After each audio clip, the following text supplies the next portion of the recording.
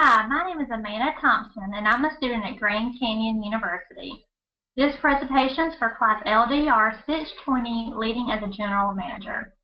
Today, I'm going to present to you a strategic plan for our organization to maintain Joint Commission survey readiness at all times. Joint Commission is an accreditation agency that assesses our organization's compliance with nationally established evidence-based standards. The results of this survey will determine if our organization should receive accreditation or not. The Centers for Medicare and Medicaid, CMS, allow our organization to use Joint Commission for our survey. If we lose our accreditation, we also lose then reimbursement from Medicare. This could be detrimental to our hospital as it will greatly affect our budget, which will then affect our staff and achieving our mission statement. Joint Commission standards pertain with organizational quality of care, documentation, patient safety, and safety of the environment. Why is it important to stay survey ready? The surveyors can arrive on our campus unannounced at any moment. Being survey ready is being patient ready. If we're always consistently following these evidence-based standards, it means our patients are receiving the highest quality of care in a safe environment. I performed a SWOT analysis to see where our strengths, weaknesses, opportunities, and threats were. Our strengths are we're a Joint Commission accredited hospital, laboratory, and stroke center.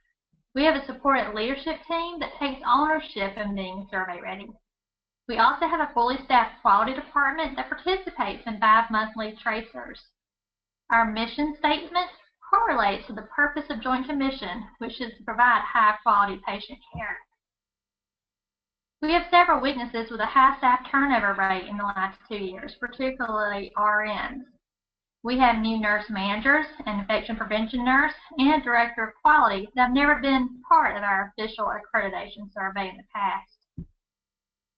We also have an outdated computer system that makes charting difficult for medical staff, and our emergency room and inpatient side software do not communicate with each other.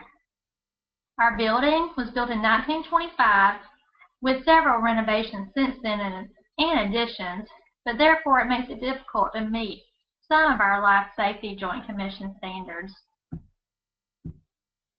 Our opportunities is that we're owned by a healthcare corporation that sends mock surveyors out to help our hospital prepare for upcoming surveys. We have the potential to increase our total joint volume and improve our total joint quality of care if we become accredited with Joint Commission for total joints. We can also improve our insurance reimbursement from certain payers if Joint Commission is accredited, and there is training offered annually for hospital surveys. Our threats are our Joint Commission initiated a new scoring grid called the SAFER Matrix this past January. This allows an organization to see where they're falling in high-risk areas that could potentially harm a patient. Findings in the red areas can prompt a 40-day reevaluation survey. And this means patient safety is being jeopardized, which could revoke our CMS accreditation.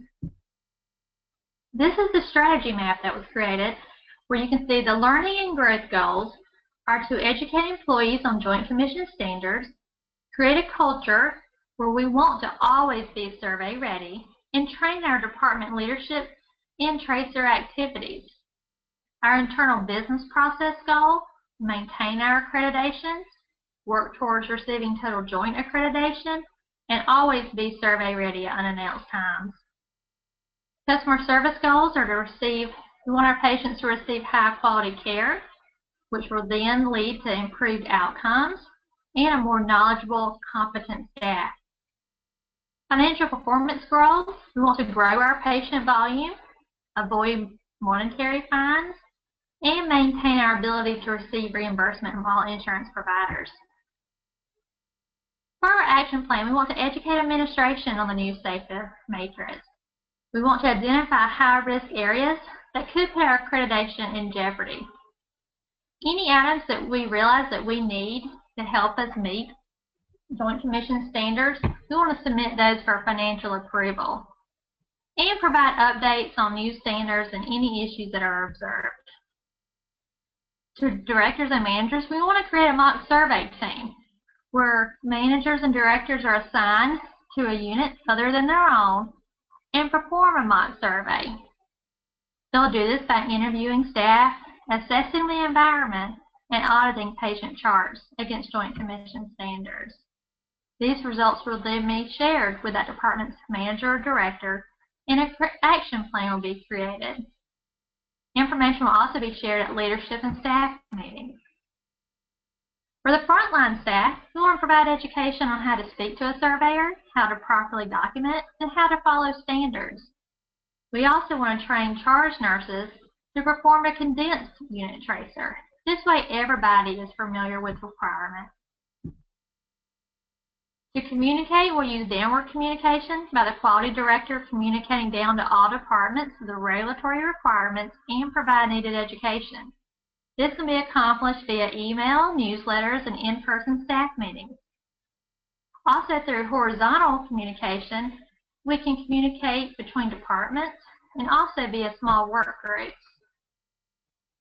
The meeting-fit-by objective style can be used to create goals, consistently monitor how goals are being met, develop action plans if needed, and then assess the compliance with the standards. Needed leadership skills are excellent communication skills, good listening skills, a strong knowledge of Joint Commission standards, and being trusted and respected by the staff. The strategies that we'll use is a team management approach, as it takes everyone working together to have a successful survey. This cannot be accomplished just by one person. Also, the coaching leadership style will be used, as education to all staff will be needed, and to help motivate staff to follow the standards. Evaluation will be done by reviewing the results of mock surveys. This will show if education is being effective, if standards are being met, and then if any issues are noticed, we'll reassess that unit 1 month later to see if the items are now in compliance. The quality department will also perform chart audits. This way, we can look at past patient charts to notice any issues with documentation and then provide training to that staff member on issues that we saw in order to improve compliance in the future. We'll also communicate this at department meetings and leadership meetings. I hope you now see why it's so important to always maintain survey readiness throughout the year and not just in time. Thank you for listening to my presentation today.